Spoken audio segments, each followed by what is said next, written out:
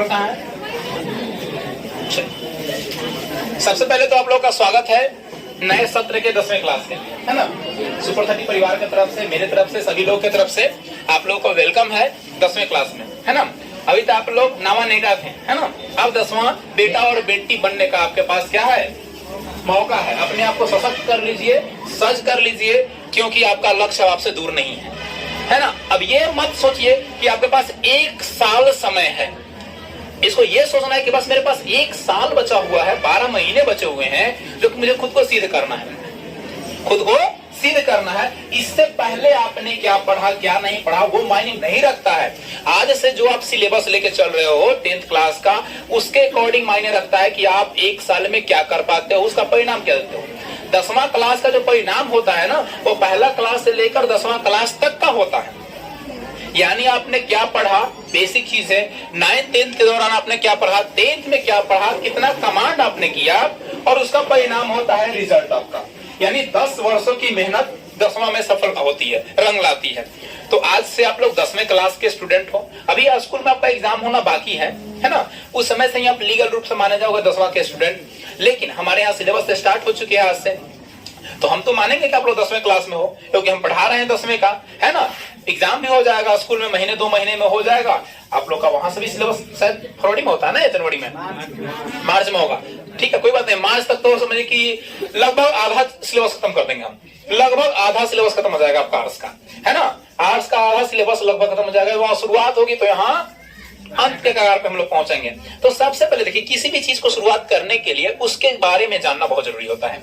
आप जैसे 9th में पढ़े, 9th की सारी चीजें जाने, कौन सा चैप्टर पढ़ना है, किस चैप्टर से क्या पढ़ना है, कौन कितना इंपॉर्टेंट है, वैसे ही 10th क्लास में आप गए हो और आए हो। तो 10th क्लास में आज पहला क्लास है, तो आज का क्लास इंट्रोडक्शन क्लास। आज क्लास क्या रहेगा? इंट्रोडक्शन क्लास रहेगा।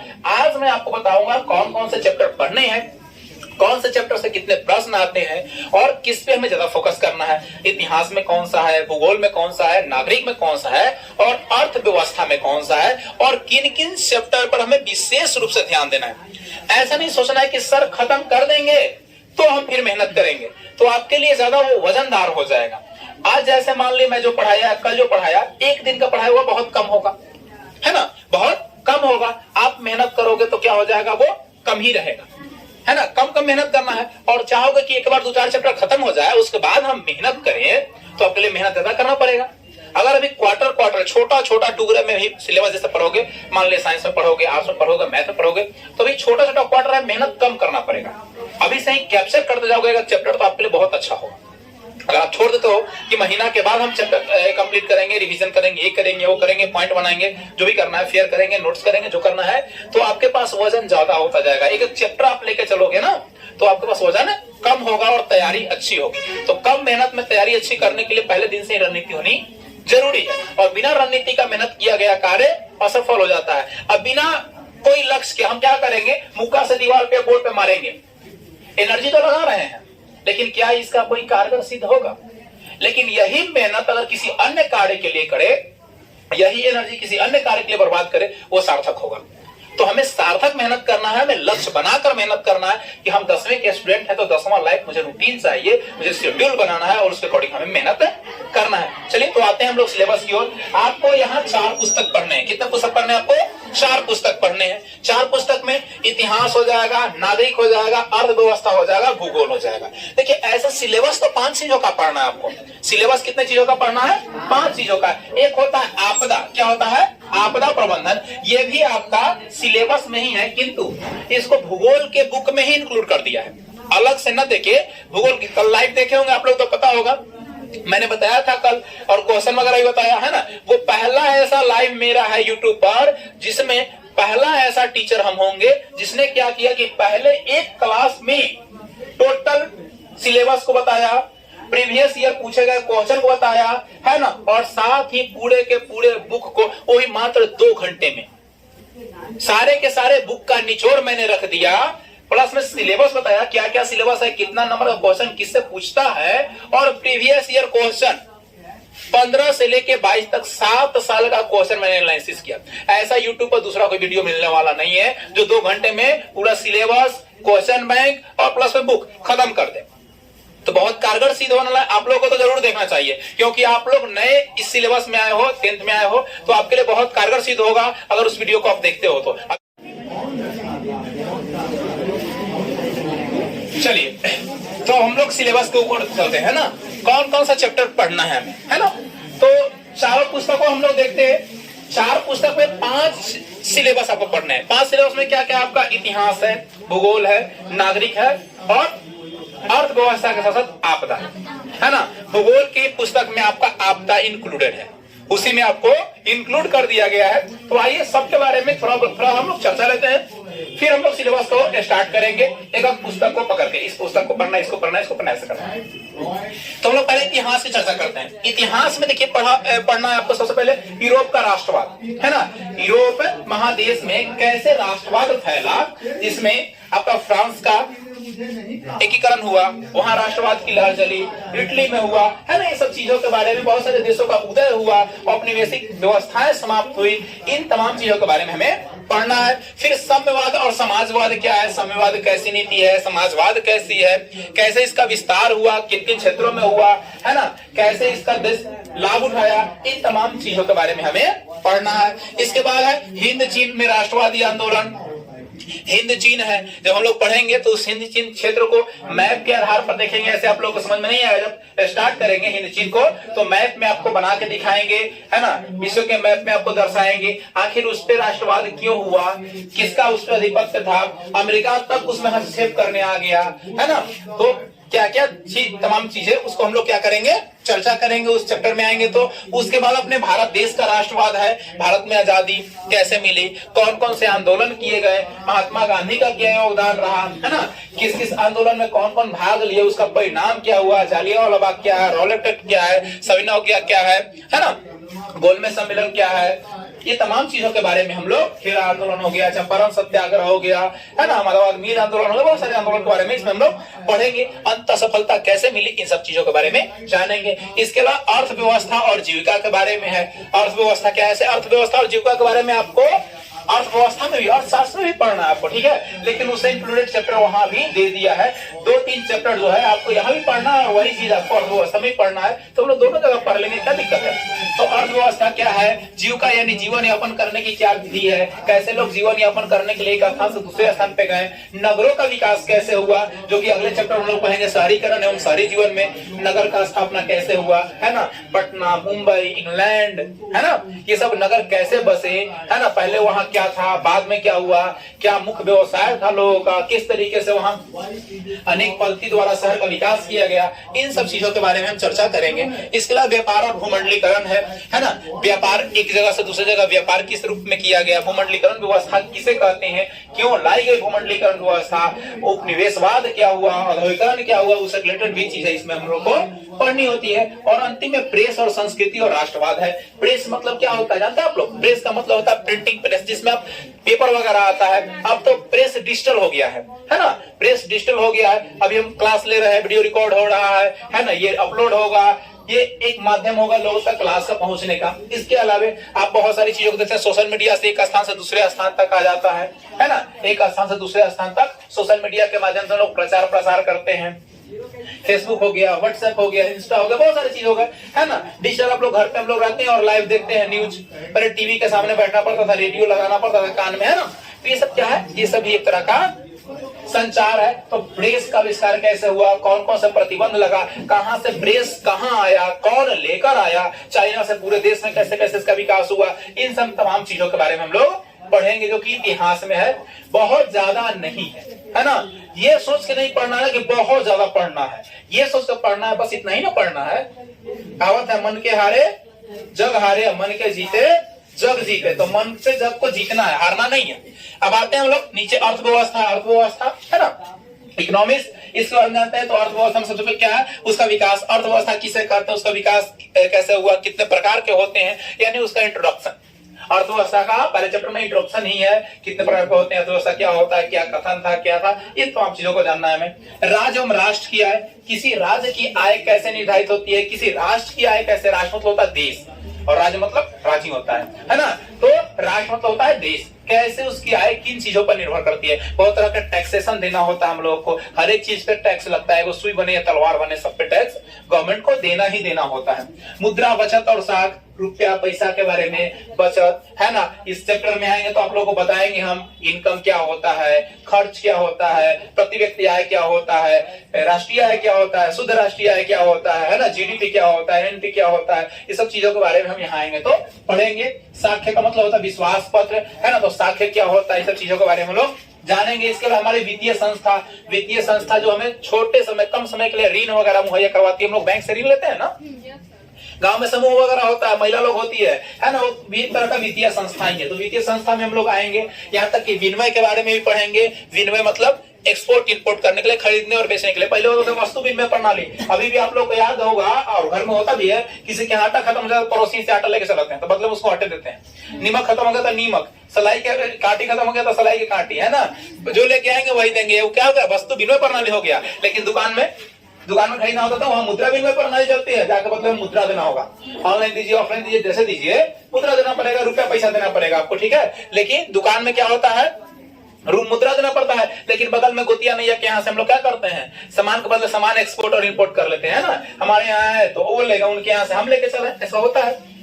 रोजगार एवं सेवाएं, रोजगार एवं सेवाएं एक दूसरे से पूरा है। रोजगार क्या होता है, सर्विसेज क्या होती है, एम्प्लॉयमेंट क्या होता है, इस सब चीजों के बारे में चर्चा हम लोग करेंगे। इसके अलावा वैश्वीकरण के बारे में पहले भी आप लोग पढ़ चुके हो क्लास में, 10th क्लास में आपको पढ़ना है वैश्वीकरण क्या है, वैश्वीकरण की शुरुआत कैसे हुई, वैश्वीकरण में भूमंडलीकरण ने क्या योगदान दिया, उदारीकरण ने क्या दिया, निजीकरण का क्या इसमें सहयोग रहा, ये तमाम चीजें आपको जानना है। क्योंकि वैश्वीकरण शब्द आते ही उदारीकरण, निजीकरण शब्द आना ही आना है, जो कि इस सेक्टर में आएंगे तो हम लोग पढ़ेंगे कि क्या होता है, कैसे इसका उपयोग होता है। इसके अलावा उपभोक्ता संरक्षण, जाओ ग्राहक जागो, बिना पैसा देवे सामान लेके मत भागो, है ना।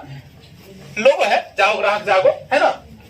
बहुत सारे इसमें आपको पढ़ने को मिलेंगे कि उपभोक्ता जागरण के लिए कौन कौन सा नियम है। कोई सामान हम लोग लेते हैं तो क्या देखते हैं, उसका मूल्य देखते हैं, उसकी बनी हुई निर्माण तिथि देखते हैं, एक्सपायरी डेट देखते हैं। ऐसे थोड़े होते हैं बाजार से उठा के लेके चले जाते हैं, है ना। उसको देखने खरीदने से पहले उसको सारी चीजों का रिव्यू करते हैं, क्या क्या चीज है इसमें सही है या नहीं। मान ले किसी का एमआरपी का मतलब होता है मार्केट रिटेल प्राइस। मान लिए एमआरपी किसी का 50 रुपया है, अब कहेगा कि 60 रुपए में देंगे, तो क्या आप लेके आइएगा, क्या नहीं लेके आइएगा। बोले कि 50 लिखा हुआ है तो 60 में कैसे, आओ कम करके दीजिए, हमको 45 में दीजिए, हम ले लेंगे, है ना। अगर नहीं कम करता तो फिर 50 में देते, लेकिन 50 का 60 देते हैं क्या, नहीं देते हैं, है ना। क्योंककि एमआरपी लिखा हुआ है भाई, मार्केट रिटेल प्राइस लिखा हुआ है, उससे ज्यादा थोड़ा देंगे आपको। तो ये सब चीजें हम लोग पढ़ेंगे। उपभोक्ता संरक्षण में कौन कौन से नियम बने, उपभोक्ता संरक्षण अधिनियम कब बना, क्यों बना, है ना। इसी के तहत आरटीआई पढ़ेंगे, राइट टू इन्फॉर्मेशन, सूचना पाने का अधिकार, मानवाधिकार पढ़ेंगे। अगर कोई आपके साथ ठगी कर लेता है तो कैसे उसको हम जेल में भेज सकते हैं, उसे मुआवजा कैसे हम प्राप्त कर सकते हैं, इन तमाम चीजों को हम इसके बारे में पढ़ेंगे उपभोक्ता संरक्षण और रोजगार में। अब आते हैं हम लोग भूगोल में, है ना। भूगोल में अगर देखा जाए तो सभी किताब के मुकाबले इसमें ज्यादा चैप्टर पढ़ने होते हैं, इसमें अत्यधिक चैप्टर पढ़ने होते हैं बाकी बुक के अकॉर्डिंग।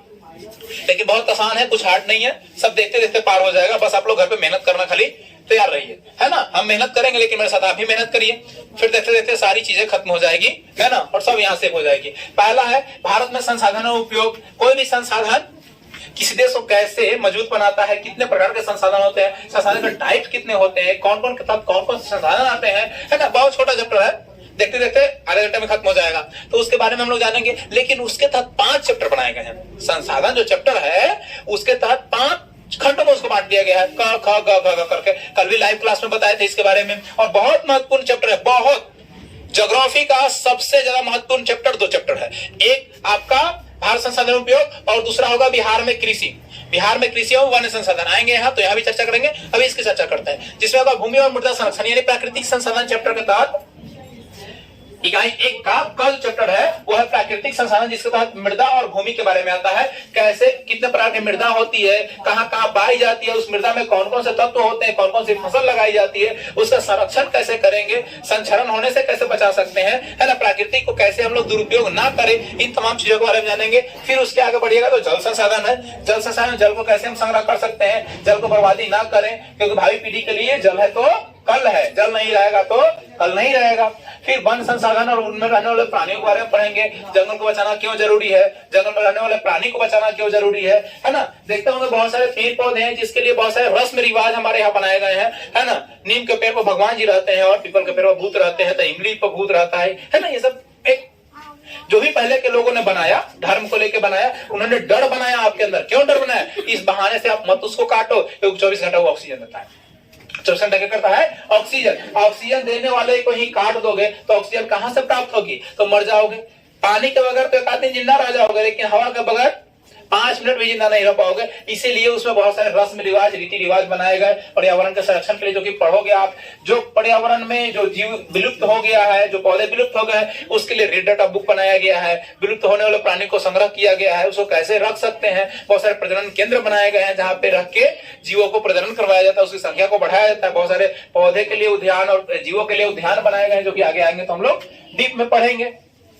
खनिज संसाधन के बारे में है, खनन करके जो प्राप्त करते हैं उसे खनिज कहते हैं। खनिज में धात्विक, अधात्विक खनिज, जैव अजैव खनिज, है ना, परंपरागत, गैर परंपरागत, ये सब तमाम चीजों के बारे में हम लोग को पढ़ना मिलेगा। लोहा क्या होता है, एल्युमिनियम क्या होता है, बॉक्साइट क्या होता है, तांबा क्या होता है, अभ्रक क्या होता है, कार्बनिक कौन सा होता है, अकार्बनिक कौन सा होता है, इन तमाम चीजों के बारे में हम लोगों को जानना है इस चैप्टर में। इसके अलावा फिर ऊर्जा और शक्ति संसाधन है, ऊर्जा कैसे प्राप्त होता है, जिसमें आप 2 तरह की ऊर्जा के बारे में पढ़ोगे, नवीकरणीय, अनवीकरणीय, परंपरागत या गैर परंपरागत, यानी जिसको निर्माण किया जा सकता है, जिसको नहीं किया जा सकता। एक बार खत्म हो जाएगा तो कहानी खत्म हो गया। अब कोयला खत्म हो जाएगा तो क्या करोगे? तुरंत कोयला बन जाएगा? नहीं बनेगा। कोयला बनने में हजारों लाख करोड़ों वर्ष लगता है, एक दिन में कोयला नहीं बनता है। तो कुछ इसमें नवीकरणीय के बारे में पढ़ोगे और कुछ अनवीकरणीय, यानी परंपरागत और गैर परंपरागत। ठीक उल्टा होता है उसका। परंपरागत का अपोजिट क्या होता है? वहां पर अनवीकरणीय हो जाता है, और गैर परंपरागत का अपोजिट क्या होता है? नवीकरणीय हो जाता है। जिसे नव निर्माण किया जा सकता है नवीकरणीय, जिसे पुनर्निर्माण नहीं किया जा सकता वो क्या हो जाएगा? अनवीकरणीय हो जाएगा। इसके अलावा फिर आगे आपको पढ़ना है कृषि। इसके अलावा क्या पढ़ना है आपको? हाँ, शक्ति संसाधन आ गया। शक्ति संसाधन में क्या होता है? शक्ति तो बिजली से भी उत्पन्न होता है, कोयला से भी उत्पन्न होता है। इसके अलावा बहुत सारे परमाणु रिएक्टर बनाए गए हैं, जिसमें यूरेनियम, थोरियम, प्लूटोनियम को रिएक्शन करवा के क्या किया जाता है? एनर्जी प्राप्त। परमाणु बम का नाम सुने आप लोग, है ना। हाइड्रोजन हीलियम का रिएक्शन करवा के बन जाता है ना। आप लोग रिएक्शन पढ़े होंगे साइंस वगैरह में, आगे यहाँ भी पढ़िएगा। तो वो बहुत सारे वैसे बनाए गए हैं संयंत्र, जहां पर यूरेनियम वगैरह को मिलाकर, प्लूटोनियम को मिलाकर क्या बनाया जाता है? ताप बनाया जाता है। और ताप विद्युत केंद्र से बिजली उत्पन्न होता है, और इस बिजली को हम लोग उपयोग करते हैं, है ना। सब जगह कोयले से नहीं बनता है, सब जगह पानी से नहीं बनता है, बहुत सारी चीजों से मिलाकर बनाया जाता है ना। कृषि, ये कृषि में पूरे भारत के बारे में कृषि पढ़ना, अलग अलग राज्यों के बारे में। महाराष्ट्र जैसे मोटे अनाज के लिए होता है ना। केरला मसाला के लिए हो गया, रबर उबर के लिए हो गया। तो अलग अलग क्षेत्र की अलग अलग फैसिलिटी है, फेमस है वहां के लिए। जैसे हमारे बिहार में क्या है? हाजीपुर का केला, मुजफ्फरपुर का लीची, है ना, फेमस है ना। वैसे ही अलग अलग क्षेत्रों में, जैसे इलाहाबादी अमरूद, जम्मू कश्मीर का सेब, हर जगह का फेमस होता है ना। हाँ, तो हाजीपुर वही वैशाली, हाजीपुर को ही वैशाली कहते हैं। तो ये सब चीजें अलग अलग जगह का फेमस है। तो जानेंगे कृषि में हम लोग पूरे भारत का स्तर पर जानेंगे, मुख्य मुख्य चीजों का। दलहन कहाँ होता है, तिलहन कहाँ होता है, मोटा अनाज कहाँ होता है, सरसों कहाँ होता है, राई कहाँ होता है, ये सब चीजों के बारे में हम लोग जानेंगे। मोटा अनाज महाराष्ट्र में होता है, याद रखिएगा। विनिर्माण में क्या होता है? उद्योग धंधे से रिलेटेड है कि नया निर्माण कैसे कर सकते हैं। विनिर्माण का मतलब क्या है? नया निर्माण। इन उद्योग धंधे, फैक्ट्री वगैरह के बारे में। देखिए, उद्योग के बारे में इधर भी पढ़े थे हम लोग, है ना। उद्योग के बारे में ऊपर में भी थोड़ा सा पढ़े थे ना। कहाँ गया उद्योग धंधा? इसमें नहीं, इधर था उद्योग धंधा, हिस्ट्री में था। शहरीकरण कहाँ गया? उद्योग। व्यापार भूमंडलीकरण है ना, इसमें उद्योग धंधा के बारे में थोड़ा सा हम लोग चर्चा करते हैं। वही चीज फिर यहाँ भी रिपीटेड है, इसमें उद्योग के बारे में हम लोग चर्चा करते हैं। उद्योग धंधा कैसे निर्माण होता है, कहाँ कहाँ कंपनियां लगी, कहाँ कहाँ फैक्ट्रियां लगी, क्या क्या फैक्ट्रियां लगी, तो क्या चीज का विकास हुआ, है ना। ये सब चीज के बारे में पढ़िएगा।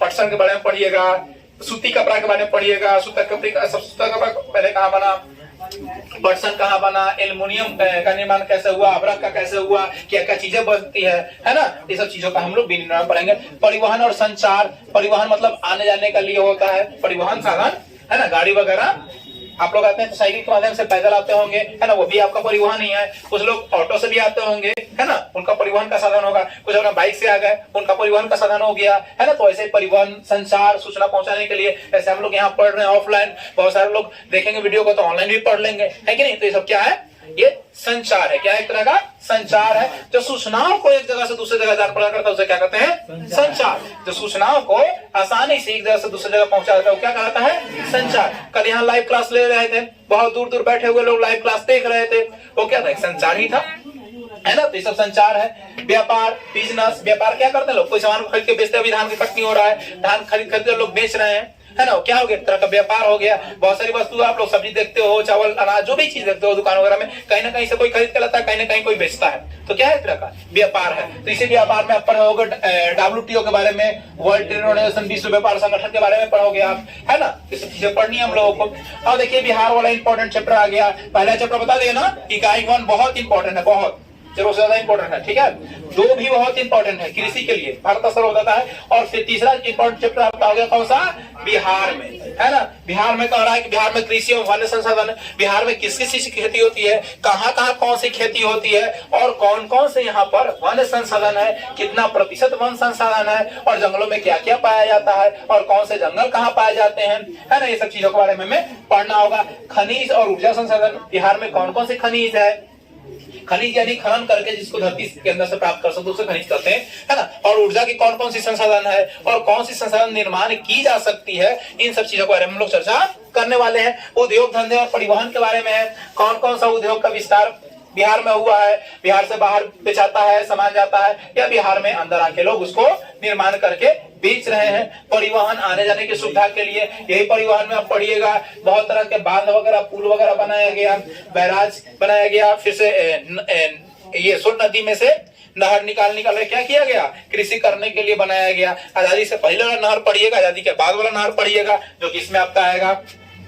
जनसंख्या और नगरीकरण, जनसंख्या और नगरीकरण में बिहार का कौन कौन सा राज्य क्षेत्र जो है राज्य का डेवलप हुआ, पटना का विकास कैसे हुआ, है ना, हाजीपुर का विकास कैसे हुआ, ये सब आपको चर्चा करनी है इसके अंदर। अब मानचित्र अध्ययन है। मानचित्र अध्ययन में कुछ सीमित चीजें होती हैं। मानचित्र में विधि के बारे में पढ़ना होता है, एसयूर विधि होता है, ये सब विधि होता है, जो कि क्या होता है, समुच्चय रेखाओं से होता है, त्रिकोणमितीय स्टेशन होता है, द्विआकार की घाटी होता है, ज्वालामुखी से निकला हुआ घाटी होता है। ये सब बहुत छोटा चैप्टर है, जिसमें आप लोग मानचित्र के बारे में जानेंगे। किसी भी समुद्र तल से जो ऊंचाई पर स्थल उसको कैसे निकालेंगे, जहां समतल भूमि है, छोटा सा पठार है, उसकी ऊंचाई कैसे निकालेंगे, जहां बहुत बड़ा पठार है वहां कैसे निकालेंगे, जहां गहराई है उसका कैसे निकालेंगे। ये सब चीजें मानचित्र में विधि को हम लोग पढ़ेंगे। इसके अलावा आपका ये ज्योग्राफी खत्म हो गया। ज्योग्राफी में ही आपदा इंक्लूडेड है, मैंने बार बार बताया आप लोगों को। ज्योग्राफी के पुस्तक में सबसे लास्ट में क्या कर दिया गया है, आपदा को डाल दिया गया है।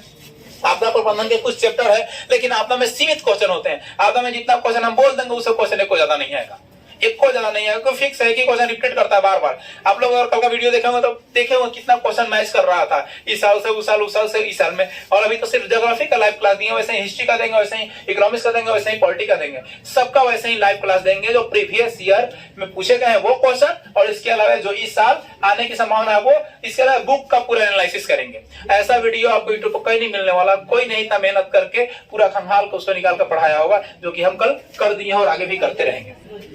तो आपदा में प्राकृतिक आपदा का एक परिचय है। आखिर आपदा कहते किसे हैं, कितने प्रकार के होते हैं, आप लोग शायद पढ़े भी हो, नहीं पढ़े हो तो फिर से शुरू से पढ़ोगे। आपदा किसे कहते हैं, कितने प्रकार के होते हैं, कौन कौन से आपदा होते हैं, किसके तहत कौन आपदा होते हैं, उन आपदा का प्रबंधन कैसे करेंगे, बचाव कैसे करेंगे, आपदा आने से पहले की कौन कौन सी सावधानी है, आपदा आ गई तो कौन कौन सी सावधानी है, इन सब चीजों के लिए पूरा चैप्टर दिया हुआ है। प्राकृतिक आपदा में बाढ़ सुखाड़ है आपका, फिर प्राकृतिक आपदा में भूकंप और सुनामी है, जीवन रहित रक्षा करने के लिए आपातकालीन प्रबंधन है, आपदा के दौर में वैकल्पिक संचार साधन है, और आपदा के लिए सह अस्तित्व है। ये 5-6 चैप्टर हैं जो कि आपदा में है। बहुत बड़ा चैप्टर नहीं है, छोटा सा चैप्टर है जो कि आपका 1 से 2 दिन में खत्म हो जाएगा। एक दिन में आपदा का परिचय हम लोग ले लेंगे कि आपदा कौन कौन से हैं, किसके तहत कौन आएगा, एक दिन प्रबंधन हो गया, और उसी दिन प्रबंधन के दिन ही बता देंगे कि आपदा में कौन कौन सा चीजों का उपकरण को प्रयोग किया जाता है। हैम रेडियो क्या होता है, रडार क्या होता है, वॉकी टॉकी क्या होता है, इन तमाम चीजों के बारे में हम लोग चर्चा कर लेंगे। तो आपदा मुश्किल से बहुत ज्यादा अगर जाएगा तो 2 दिन का आपदा है ना। आपदा 2 दिन में खत्म हो जाएगी, कभी भी आपदा खत्म हो जाएगी, आपदा के लिए कोई बड़ी चीज नहीं। बाकी रहा भूगोल, नागरिक इतिहास और अर्थव्यवस्था। बहुत बड़ा सिलेबस नहीं है, आपको सिर्फ चैप्टर दिख रहा है, आपको सिर्फ चैप्टर दिख रहा है, लेकिन ये चैप्टर उतना बड़ा नहीं है जितना कि आपको दिख रहा है। आसानी से हम लोग पढ़ लेंगे और देखते देखते खत्म हो जाएगी, लेकिन आपको भी मेरे साथ मेहनत करना पड़ेगा। मेरे खत्म करने से नहीं होगा, आप कितना सीख पाते हो इस बात पर निर्भर करता है, इस बात पर निर्भर करता है। सबसे ज्यादा चैप्टर ज्योग्राफी का है, इसलिए कल का क्लास हम लोग ज्योग्राफी ही स्टार्ट करेंगे। कल पहले क्लास से ज्योग्राफी स्टार्ट करेंगे, और उसके बाद इसको करते क्या है, चैप्टर वाइज कर देते हैं। एक चैप्टर ज्योग्राफी, फिर एक चैप्टर आपका अर्थव्यवस्था, एक चैप्टर इतिहास, तो एक चैप्टर नागरिक शास्त्र। एक चैप्टर खत्म करते चलेंगे। ऐसे जब टेस्ट होगा हम लोग का 3 महीना या 2 महीना वाला, है ना, तो क्या होगा, सारे सिलेबस हम लोग कैप्चर करके चलेंगे, है कि नहीं है। और बहुत बड़ी चीज नहीं है, 1 से 2 दिन में एक चैप्टर कंप्लीट हो जाएगा। 1 से 2 दिन एक चैप्टर के लिए पर्याप्त है, लेकिन जितना होमवर्क मिले उस होमवर्क को आपको पूरा करके आना पड़ेगा। तो 1 से 2 दिन एक चैप्टर के लिए। अब सोच लो क्या वो लेसन है, कितना दिन चलने वाला है। 4 महीने से ज्यादा का कोई सिलेबस नहीं है। 4 से 4.5 महीने में पूरा का पूरा सिलेबस खत्म हो जाएगा। उसके बाद फिर क्या होगा, रिविजन क्लासेस। फिर क्या होगा, रिविजन क्लासेस। एक दिन आएंगे, एक चैप्टर का पूरा लेक्चर दे देंगे। कोई बड़ा चीज नहीं है सिलेबस। आप लोग डर सिर्फ बना, तो इतना मैंने पढ़ना है, पर इतना ही ना पढ़ना है। सोचने में अंतर है, इतना सारा पढ़ना है पर इतना ही ना पढ़ना है, तो ना अंतर है। आप सोचते हो इतना सारा पढ़ना, हमको लगता है इतना ही पढ़ाना है, बहुत कम पढ़ाना है। अब पढ़ने के लिए तैयार हो तो पढ़ा ही देंगे, ठीक है। मिलते हैं हम लोग अगले क्लास में, है ना। अगले क्लास में हम लोग भूगोल के पहले चैप्टर को लेकर चलते हैं। एक दिन में खत्म हो जाएगा चैप्टर, एक दिन में खत्म। आप लोग घर से पढ़ के आओगे, पढ़ के आने से फायदा क्या है कि पढ़ के आओगे तो आप लोग क्वेश्चन हमसे करोगे, हमसे क्वेश्चन करोगे, हमें भी अच्छा लगेगा, है ना। कोई बड़ा चीज नहीं है। संसाधन किसे कहते हैं, कितने प्रकार के होते हैं, किसका कथन क्या है, कौन कौन के तहत कौन कौन सा संसाधन है, संसाधन का नियोजन क्या है, संसाधन का संरक्षण क्या है, और लीजिए कहानी खत्म। इतना ही है, इतना ही है। अभी बिना किताब उठाए हुए भी हम इसको पूरा पढ़ा दे सकते हैं, बिना किताब उठाए हुए भी टोटल पढ़ा दे सकते हैं। लेकिन आपके पास किताब होना जरूरी है, क्योंकि हम तो पढ़ा देंगे, आप कितने पढ़ पाते हो, मायने भी रखता है ना। तो इसलिए अगर पुस्तक अवेलेबल हो पाए तो आप लोग अवेलेबल करवा लीजिएगा और पढ़ के आइएगा, ताकि आपको पूरा का पूरा समझ में आए। आप पढ़ के आओगे तो हम पढ़ाएंगे तो 90% समझ में आएगा। आप पढ़ के नहीं आओगे और हम पढ़ाएंगे तो 50% समझ में आएगा। अब डिसाइड कर लो कि 90 चाहिए 50 चाहिए, क्योंकि 100 तो समझ में आएगा नहीं, हम जान रहे हैं। 100% आप लोग का दिमाग में समझ में नहीं आएगा, क्योंकि दिमाग आप लोग पूरा नहीं खोलते हो, है ना। दिमाग है लेकिन घर पे रखता है लोग, काहे के लिए, इतना कीमती चीज लेकर चले, भूल ही जाएगा, है ना। मिलते हैं कल फिर।